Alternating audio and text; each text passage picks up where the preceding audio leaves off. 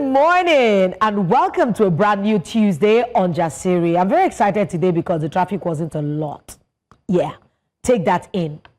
Today we're taking a moment to pause and look at conversations that don't often get enough airtime.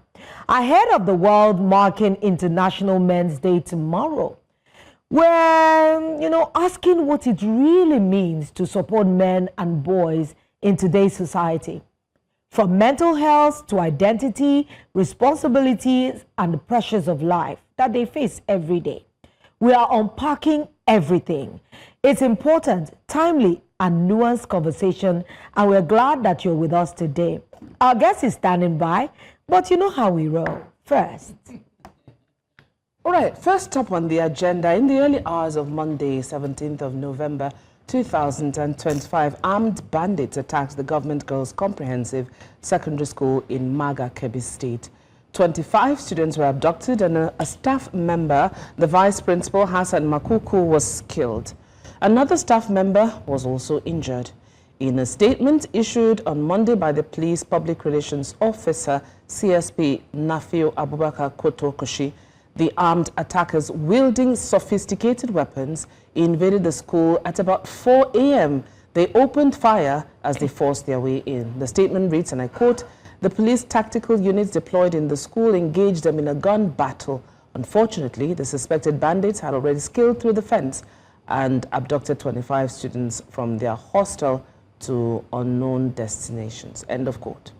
And the Commissioner of Police, CP Bello M. Sani, reaffirmed the command's commitment to protecting lives and property across the state, appealing to the public to remain calm and support ongoing operations. He also assured that the state government is closely monitoring the situation, with Deputy Governor Umar Tafida dispatched to the school to assess developments on behalf of Governor Nasir Idris. Let's see what Nigerians are saying. Then we want to add some context as well. So at Police NG had policemen guarding the school and terrorists gained access through the fence and they were not aware. So what were they actually guarding? And I bet you no query will be issued, no reprimands, nothing done or nothing for those policemen. Too bad. According to this report, MPF claimed to have engaged the abductors, yet 25 girls were carted away like chicken. No resistance, no 2 or 3, a whopping 25 humans forcefully taken to a hideout, yet there is no outrage. Oh, there's outrage. There's outrage. I thought we have police checkpoints on every major road in this country. How did they pass all that with that huge head count? This is commendable, and I pray that our security forces succeed. However, Nigeria must adopt a more proactive approach to tackling insecurity. We cannot continue to respond only after attacks occur. We must act ahead of time. What are the names of the victims of this kidnap? Their names are not 24 female students. We want to know the names of these young girls that have recently been kidnapped. This is not 2014. This is this guy jumped 2 years. 2027 probably meaning 2025. Humans, not numbers. Give us their names and let's know what we are dealing with.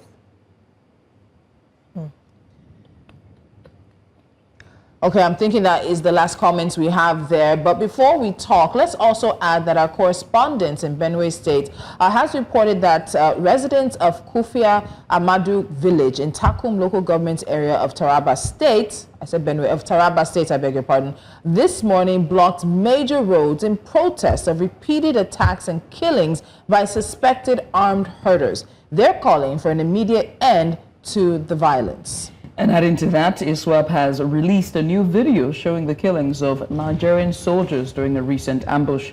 I'm sure everyone understands why we can't and won't play the video because, of course, viewers' discretion is advised.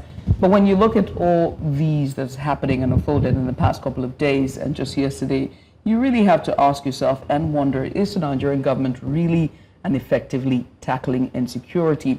First of all, before we open the floor to banter, let's all just say our heart goes out to the community at this time and to the schools and the parents of the girls and also to the family of those who lost their lives in this attack more than ever, and also to the Nigerian soldiers who were killed by the ISWAP members. And that being said, the question is still at the fore, which is Nigeria tackling insecurity. It feels like deja vu all over again, or it is deja vu when you think about the Boko Haram and the girls from Chibok. and it just brings to fore the horrors of what those girls went through. Most importantly, Leah Sharibu still in custody Captivity. 11 years after. This is a government school. Let me just even put that on the table. This is a government school. This is a school that is owned and ruled and controlled by the Ministry of Education. That's one. Two, this is an all-girls. This is a girls' hostel. Three, this is right in the center or the epicenter of the area or geopolitical zone where insecurity is at its peak and its highest. Given the fact that that we have seen attacks and reprisals and threats, as well as, recurrence of this insecurity, you will think that now more than ever, these schools will be buffered, giving precedence and what we saw in the last decade with Chibok. But still, we are here again. We saw a reshuffle in our powers, in the structure, in our with our security forces. Chiefs. We saw promises made not just at the Democracy Day, but also Independence Day, and also the charge that the presidency gave to the security chiefs. But yet, here we are. I do not have words. I don't have the right language to express what I'm feeling. But I do hope that this will not be politicized.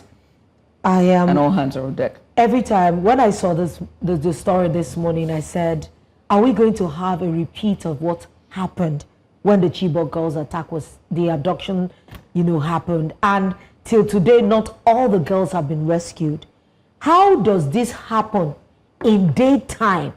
And the security... overnight. It was overnight. Yes, please. Look at the students' school. Look at their hostel.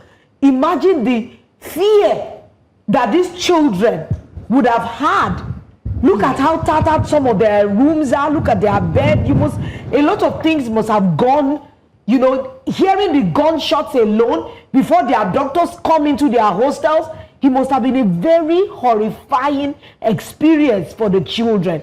And I keep wondering that the international community is looking at this. We're still battling with the fact that they believe that Christians are being killed in Nigeria, that genocide is happening right under our noses, and this happens. Okay, I think for me, when I was listening to all of that, watching it, there's no how it wouldn't take you back to 2014, the year of the Chibok girls, because that was when Tolu and I were working in the same establishment. We were talking about it on a daily basis. It stayed with us for so long. I dare say it even traumatized us. Yes. So now I'm thinking, this is happening.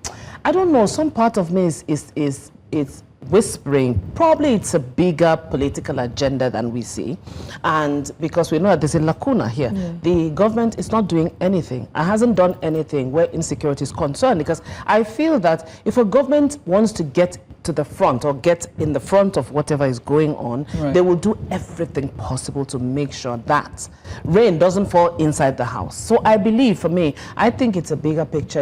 It's a political agenda. There's something at play here much bigger than that. I just even want to agree with you, because if we're still using saying children in 2025 as pawns, that they cannot survey an area where the girls are believed to be in some of these bushes. Are you telling me with all the drone technology that we have? They came in with sophisticated weapons. Yes, Sophisticated they engage in a gun battle with the police, and they seem to overwhelm the police. Let's even start from the fact that I think you were the one who said it, that we have to have police guarding schools in certain parts of the country. That in itself is an anomaly. It never should have started, it never should have been allowed to continue, and it never should have been where we are now. And just to say, I said this when the Chibok girls abductions happened. There had been abductions before Chibok. Let's get that slide up. These are not even the full list of the abductions, but these are some of the notable abductions that have happened in the past few years. There was one with the boys?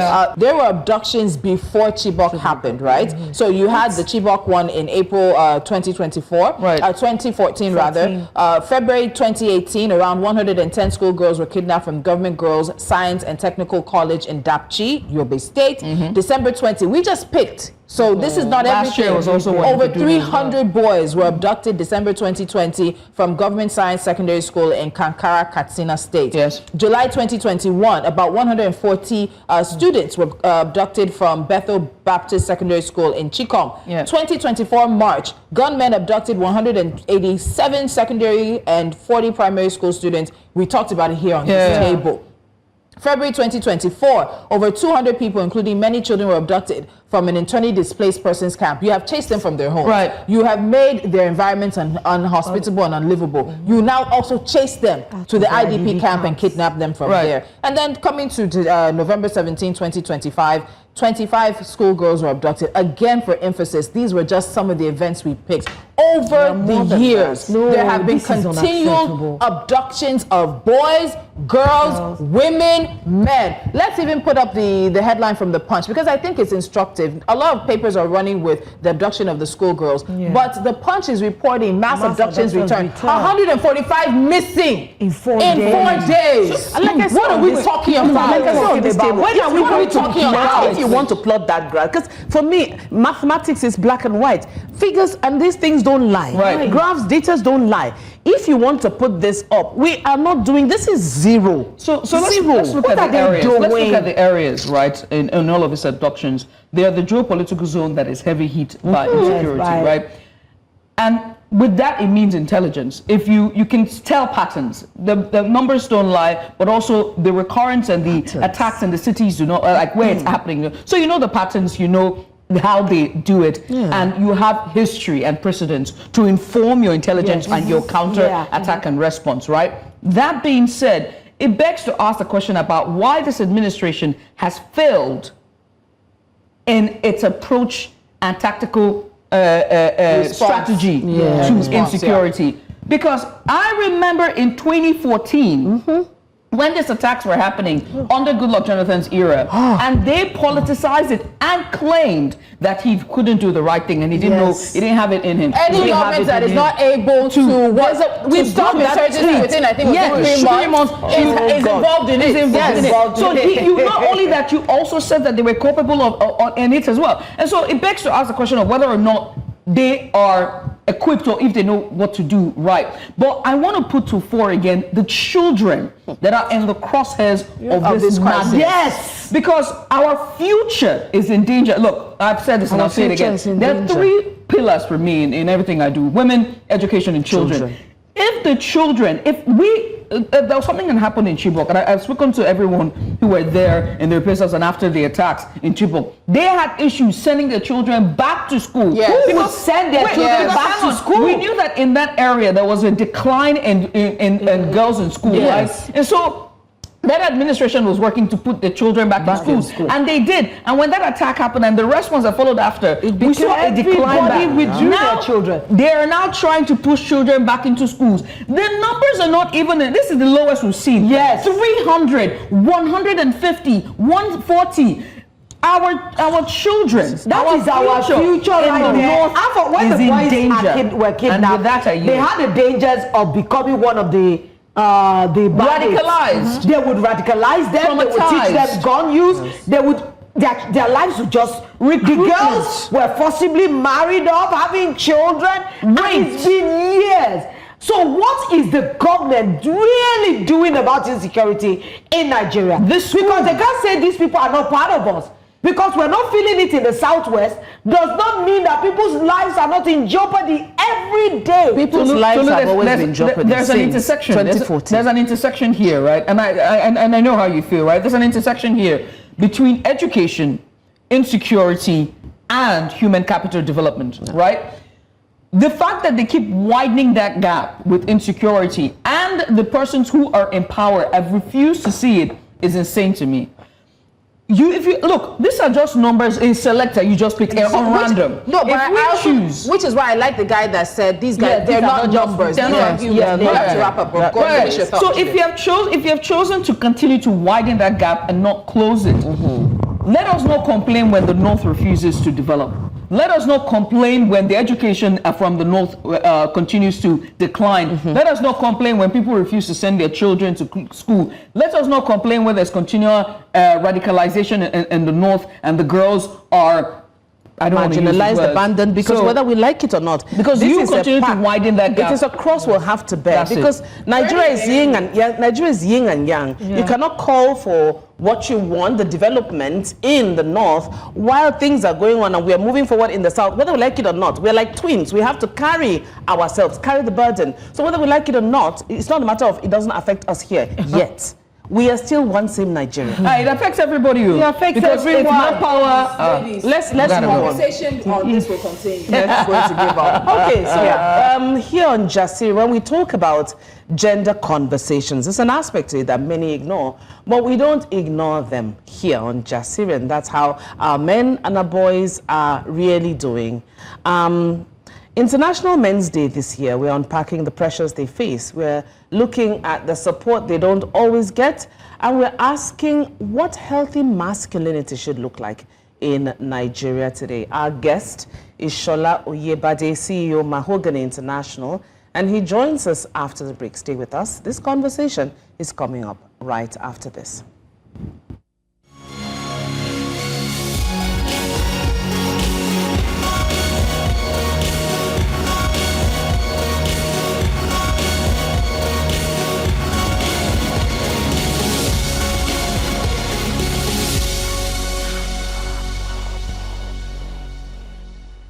Thank you so much for staying with us. You are watching Jasiri. Now, if you were with us for Breakfast Central, you'll know that we have correspondents standing by in Abuja at the PDP house because of... I know many of us know what happened over the weekend in Ibadan at the PDP National Convention, the expulsion of the FCT minister, FCT minister and former governor Wike, as well as Fayose and a number of others. Now there are a few things happening in Abuja right now. We want to go to one of our correspondents who is standing by, I believe, in the office of the national chairman. Sumaya, can you hear me?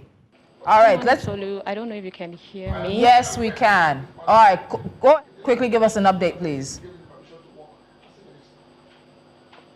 Actually, I was hoping that we'll be able to talk to the secretary, to the PDP, Samuel Anyao, because right now we are in his office and we're able to, we're hoping he gets to connect with us. Okay, so now the camera would pave because we are here, of course. So I have with me, of course, the PDP's national secretary, that's Mr. Samuel Anyao, to give us, what to expect when it comes to these meetings that will be happening, a series of meetings talking about the BOT and then the NEC meeting. Good morning, sir. Good morning. All right, so we've seen, members come here, but we know that there's been about 2 different factions, making rounds so far in the PDP, but we know that one of them has convened, which is from your own end. Would you tell me at what point, what went wrong for this party? Because I know we were also here, previous BOT NEC meeting that happened, and we thought that PDP has gone, has progressed. But then now we're dragging back with 2 different parties, one in the convention and one here. What happened? Well, first of all, we have just one PDP because I'm the national secretary. We don't have 2 national secretaries. So if you have 2 national secretaries, that means there are 2 factions. And then the INEC is the umpire that regulates all political parties. For you to say there's a faction, what you should do is, first of all, go to INEC and find out who is the national secretary, and of course who is the chairman, even though the former chairman, Ledamagu, subjected himself to what they did in Ibadan, and he was dissolved. And someone else was taken over as the acting national chairman, Honorable Abraham Mohammed, who was the former national vice chairman, North Central. So, for me, what we're having today is our emergency NEC meeting. This is not the first time we're having an emergency NEC meeting, and this is the first time we're having an emergency board of trustee meeting. Usually, when there are issues to be taken care of in the party, we'll call an emergency meeting, and that's what happened today. And for the presence of the security agencies I've seen today, we wrote, as usual, in every meeting proceedings, we write to all the security agencies to provide security so that people like you, as journalists, will not be molested or with all the pickpockets around to steal. Now, you did mention about important meeting, hence the emergency. Now, what are we expecting in this meeting, 2 series of meetings happening today? Well, what we're discussing is usually before every NEC meeting, we usually have caucus. After caucus, we have the board of trustees and then the NEC, and it happens the same day. So as far as we're concerned, what we're doing today is to have a meeting to discuss the affairs of the party, and that's all we're doing. So some people are saying, this faction is in support of the minister of the FCT, and there is a bit of, his controlling on this. What would you have to say to that? Well, it's very unfortunate that people can be very myopic to talk about minister of FCT. Minister of FCT is a leader, one of the leaders of the party. There is a minister of FCT does not make him a different person. He is a member of the party. He has been in this party since 1999. He has never gone out. He's been a governor of PDP for 8 years. He's been a minister under Jonathan, under Tinubu. I still remain in PDP. In Rivers State, where he comes from, all the senators, House of Rep members, House of Assembly are all PDP. He has never gone to anywhere. So when people talk about, oh, he's working in APC government, I laugh because they are myopic. They are full of envy and probably jealous about his profile. Otherwise, why will it be an issue? Okay. I have one strong question now. 2027 is coming up, and so far it's not looking good for the PDP. I would say that from the outside, from what Nigerians are seeing. Based on what the convention, that happened, which obviously from your own faction, you're saying it's not, you didn't sign up for it, it's not a constitution. There is no convention. What you saw there was a pre-Christmas party. And of course, the governor of your state also opened the motor park garage, where he invited party members to come and witness the commissioning. So what you saw there is not there. But what is the convention? You know what the convention is? A convention where states, we're talking about almost 20 states, did not participate. There's no presence of INEC.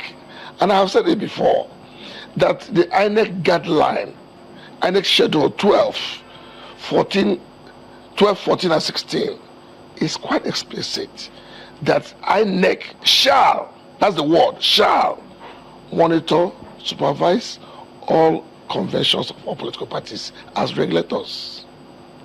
And the party must communicate to INEC 21 days before such convention, and no such letter was communicated, and because there's no other person that has the power to communicate such letter outside my office as National Secretary of the party. So, last question. With 2027, are you confident that PDP would come out with a strong opposition, a competition in terms of the presidential election? We're talking about 2027. 2027 is not here yet. Let us see what happens. Preparations is now. People have not been elected. People have not been nominated. There's no primary on now. So let's wait for next year. And for whatever, every reconciliation can take place within 24 hours. Party can come back together. So no party is sure of who will take the first position in 2027. So, and nobody knows how many people will be alive before then. Interesting. Thank you so much, Mr. Secretary, for that. Now, you heard from, of course, the Secretary's mouth, Samuel Anyao, where he said that there could be room for reconciliation. Nobody knows the future for the PDP, but so far, he's hopeful that he would get, the station, the party forward. Now, back to you in the studio, Tolu. All right, Sumaya, thank you so much for that. I know it's going to be a day of intense development. As he said, there is a Board of Trustees meeting. There's also a National Executive Council meeting. We'll see you again soon. Don't worry. Let's take over from here. All right, we'll continue to follow the developments in Abuja very, very closely. We also have a correspondent on the way to Kebbi to give us on-the-ground reports from outside the government girls' secondary school, in where 25 girls were kidnapped overnight. Early into Monday morning. Let's continue our conversation. So now the world would mark International Men's Day tomorrow, and we're getting ahead of the discussions by turning the spotlight to a conversation that often sits quietly in the background, the well-being of men and boys. This year's theme, focusing on supporting and celebrating them, is especially relevant in a country like Nigeria, where expectations around masculinity are heavy, unspoken, and sometimes overwhelming. From the pressure to be financially responsible in a tough economy to the silent battles with mental health, fatherhood, identity, and social judgment, many men are navigating challenges they're not always encouraged to talk about. At the same time, we see young boys being shaped by cultural scripts that don't always allow vulnerability, emotional expression, or support. So today, we want to ask honest questions. How are men really doing? What do they need that they're not getting? And what would a healthier, more balanced environment look like in our homes, in our workplaces, and in our communities? Let's dive into this important and very overdue conversation. Joining us now is Sola Oyebade. He's the CEO of Mahogany International. Sola, welcome to Jasiri. Hey, so good to be here. Thank you. I'm loving this. And by the way, we hear it's your birthday today, and 61st. Yeah. Oh, wow. Looks nothing like it. 61st. A little bit older than 61, Yeah. but You were supposed to come with the cake. We would help you cut it. You look I didn't know you were 47. going to know, so... We know these things. We know. All right, because we're so pressed for time, let's just get right into it. A little bit. Okay, yeah. We already wished you happy birthday. Let's keep moving. We're all women, and like we're all women, and looking in from the outside. You know, when we're looking at men, it is very easy for us to say there is a problem with our boys and men, but it's important that we hear it from the inside. We had focused a lot on educating and empowering girls and women. Did we leave boys and men behind? Because it's very pertinent that we ask. Does Nigeria have a boy-child crisis? You know, similar to conversations around the girl child, because focus is on the girls. What is really happening to the boys? I definitely feel that we've left out the boys. Yeah, particularly the younger generation. I mean, I divide men into two parts now. I think there's my generation going down to possibly the millennials, part of the millennials, and then there's the younger one from the younger millennials going down to the Gen Zs. And I feel that how they view life is completely different from how we view life, or how we were also brought up. You know, we were brought up to be strong, to be independent, to respect women. You know, now the younger generation, particularly the men, feel that they buy their way through life. You know, or they're expected to pay for everything and buy their way through life. And it's not sustainable. I mean, I look at my generation and I look at my parents' generation. Our mothers supported the husbands. Yeah. You know, they will quietly give their fathers or their husbands money to go and pay the school fees, and the father will go and pay the school fees. I can see children looking. I can see them looking at. Are you kidding me? But a lot of people did go through that. I mean, if you look at people like Ibukun Awushika, she doesn't hide it that in the early parts of her marriage, she supported her husband. But men then were stronger to be supported. I like the fact that you arrived on the fact that they were supportable. Yeah. And then said they were stronger to they be were supported. stronger. Yeah. Now we struggle. I mean, and I think social media has a very strong impact We're on getting that. to that, yeah. Because, you know, it's like you see people, thank you for coming, conversations that they're having. You know, if you're not, and if you can't buy me Bone Street, I think that's what you guys call it. Yes, that's what At 800,000 or Yes, it 1 should be million over a or million. plus, Over a million, then you're not man enough. What kind of pressures are you putting on us? There are more jobs out there nowadays, and this is worldwide, and particularly for black women, than there are for men. Black women are doing very well More in educated. society. Yeah. And I also think they're more educated, so there's more opportunities for them. We still have to maintain the house, maintain the car. We still have to be that man. We still have to stand Macho. strong. You know, we have to do all those things, do all the things that society wants us to do, and it's not that easy. And I don't think we're teaching our kids how to manage those situations. I think it's unfair to put the burden on the women. No, I'm not putting the burden on the woman. What I'm saying is that society has changed so much so The that construct- it's intentional from women to say men must do this. I didn't have that when I was Right, but growing the up. construct of society, it's in itself is patriarchy and misogynist. It was men who created that, right? Agreed. And I But think that are you not saying that women are turning the tables now? No, look, so the reason why, because you said that there's focus on the women, and I, in the past couple of years, we've seen that focus on the women, But the reason why there was push for more focus on women was we saw the numbers in terms of equity, both at the workplace, both at leadership roles, at the home front, and we also saw the numbers of women in schools as well, right? And so there was a push for that equity when it comes to all spheres of society. That being said, there's also the conversation that needs to be had about the older men when it comes to navigating with the younger boys. Let's look at it from this angle. We've seen the numbers of the boys that are out of school. We've seen what social media is doing, which we're going to get into. We've also seen the ideals that they've come to learn in terms of red pill, blue pill alpha content. male, beta. What are men doing for the boys to create spaces that are safer for the boys, where they're able to navigate this new age that women have controlled? Well, being very honest, I don't think there's enough older men or elder men, whichever one we want to think about, are doing enough to support young guys. They're not. I mean, there's a few people that we can name that are doing it. I believe I'm trying to do it myself, but there's not enough of us, because we need to tell our stories. We need to let them understand that what you are going through, we went through it as well. Things are different. Learn from me. Learn from my mistakes. You know, understand what it is to be a man. Understand, and I think times have changed. It's okay to cry. You know, I think it's okay to feel that pain, to be able to cry and say, hey guys, I need help.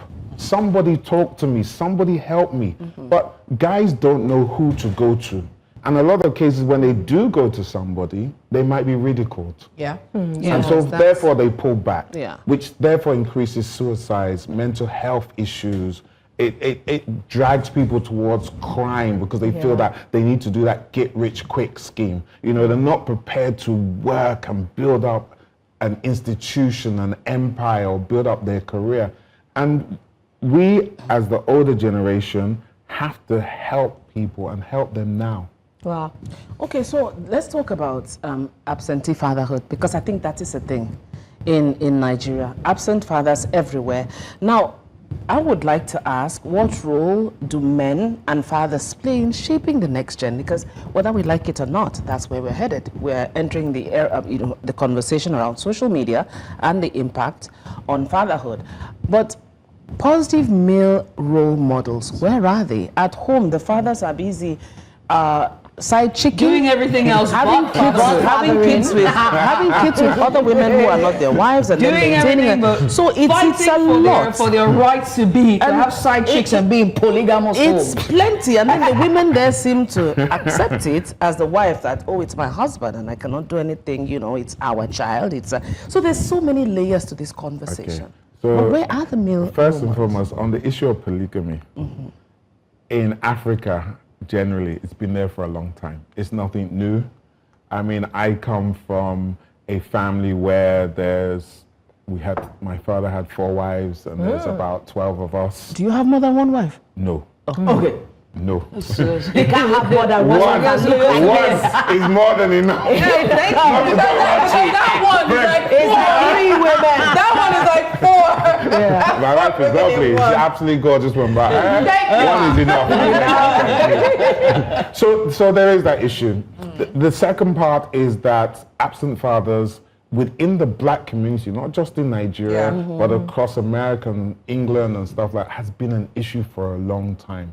Women have been the mother and the father for children for many years. Yeah. And I don't know how we can get around that.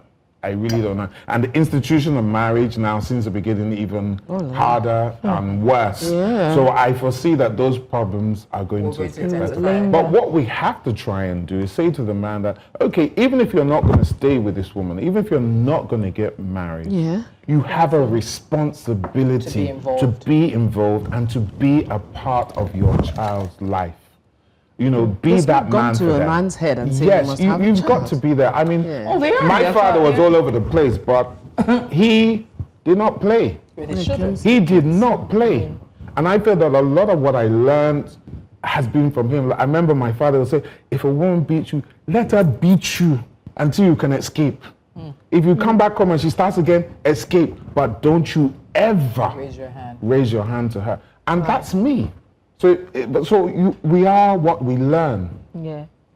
You know, I want to follow up with this because when we have this conversation, it tends, and we speak to younger women and we're speaking to younger guys too. And as you said, the institution of marriage is really not attractive for a lot of young girls these days. They listened and they saw what their mothers, their aunts, and older sisters went through, and they say they don't want that.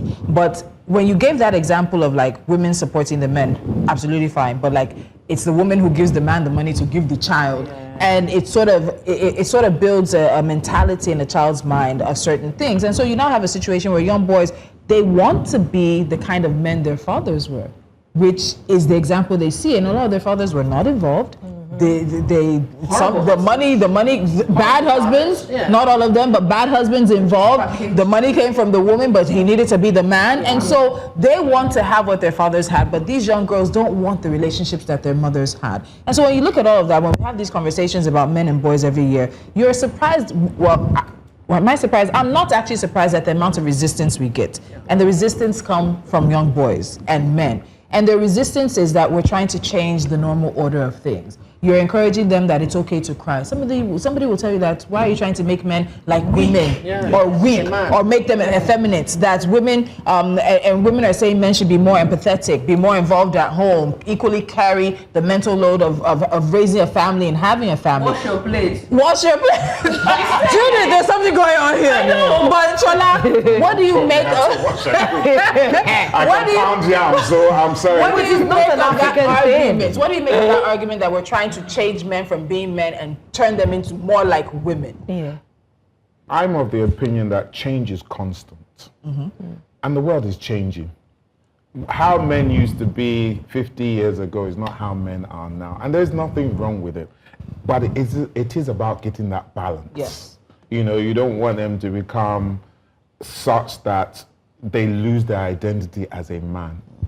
But that doesn't mean they can't help out. I mean, they can't adapt and evolve. I think that's what my concern is. You look at abroad, and you see Nigerian men will empty the dustbin. Yeah, they won't do it at home, but they will do it abroad. In Nigeria. Yeah. So it means that we can do it.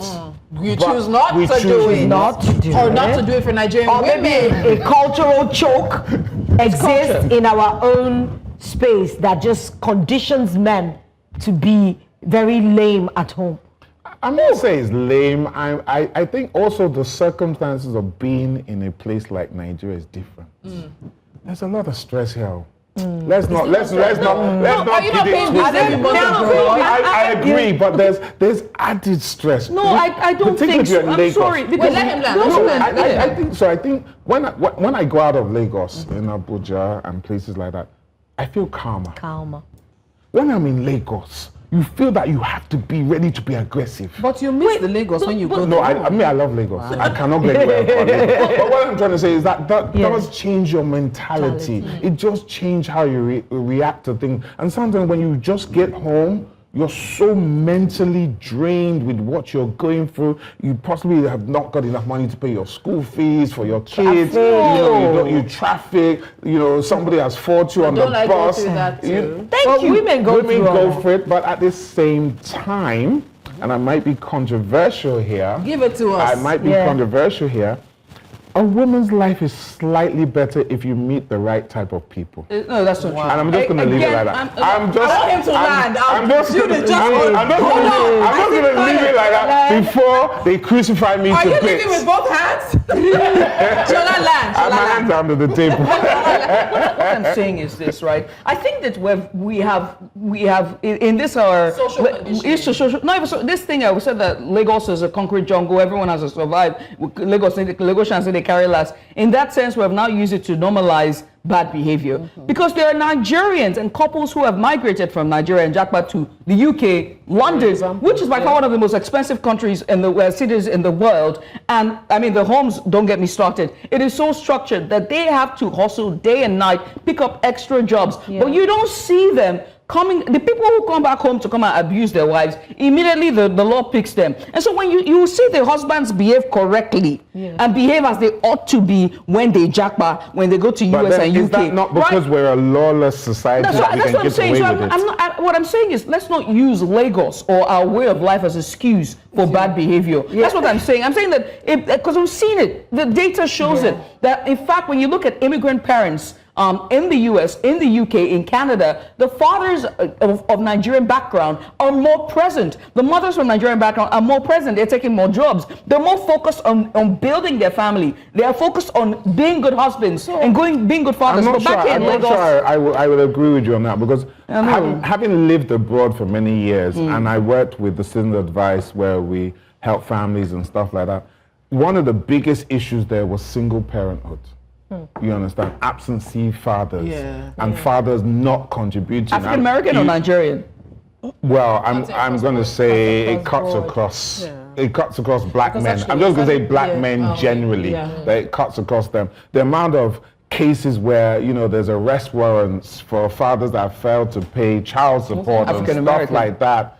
It's a big issue. So it's not just a Nigerian thing here in Nigeria. It is a black thing, and we need to change it. How we change it is the question. Let's even go now. Let's even talk about our care for men.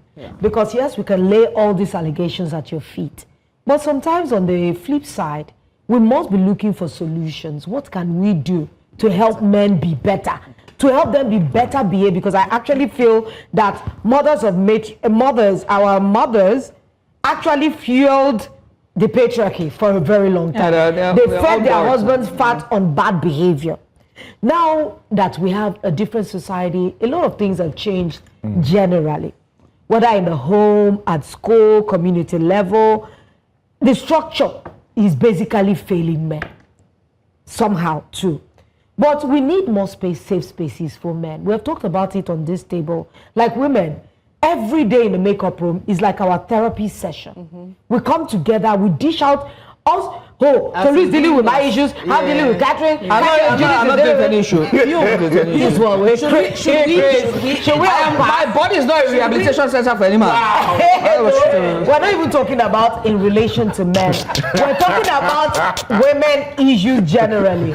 So do we need more safe spaces for men to be able to talk about what their life is like, to be able to talk about maybe their relationship, their mental health, their identity? Men should create more safe spaces for themselves. Yes, if men are to create these spaces, because we've asked some men on this table, like when you go to the barbers, when you guys have boys' night out, what kind of conversations are you having? It is the right to have more side chicks that they discuss about at barbershop. You did. Stop holding bricks for Are you a man? Are you a man? When women tell us what we talk about is always amazing. Yes, now. And I've never understood it football, before. it's side chicks, and pretty much, what's it called? Just money, right? I have to make money and then pay the bills, right? Listen, I got younger siblings. I'm the eldest, right? So there's my younger brother, big shout out to him. Danny boy, love you, and then also Ruru as well. I had to take them to either get their dreadlocks done and do that. My younger brother hates getting his hair cut, right? So I literally have to drive him there. And every single time I sit at the back, when I walk in and there's a new person who is like a new patron there, they go like, Danny, it's your sister. Is she bad? That's how they are. But half the time, it is women, it is football, it is making money and paying the bills. That's all. Or cars. Let's Sola, you a man. Were you a fly on the wall? Sola, Forgive me. He feels attacked. No, I'm okay. I've been around women all my life, so there's nothing that you're doing or saying that is a problem for me. But what I will say, and I think we mentioned it earlier, we do need more mentors. Men need, or boys need mentors, and we need good mentors. Social media is not a mentor. Yeah. Thank you. And at the moment, what men have is social media as their mentorship, and it does not work. It is actually making things considerably worse, And we also things like International Men's Day needs to become bigger, because if there are more events around this, it will change the conversation.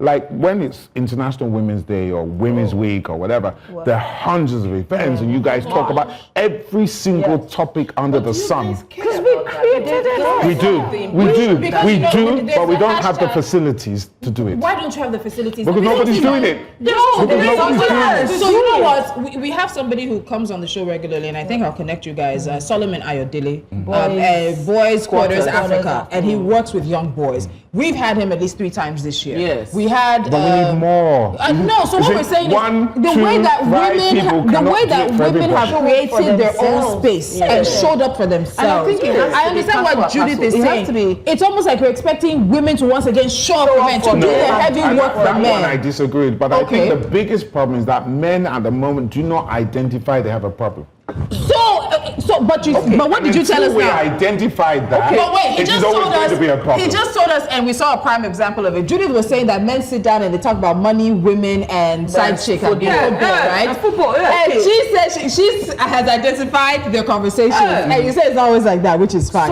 But men don't want to accept that they have a problem. But women are pointing out that a lot of men lack emotional intelligence. Yeah. A lot of them lack maturity. You cannot sit down and have a reasonable conversation. A lot of them cannot even be empathetic in a conversation or in a situation. Yeah. A lot of them do not know how to cry.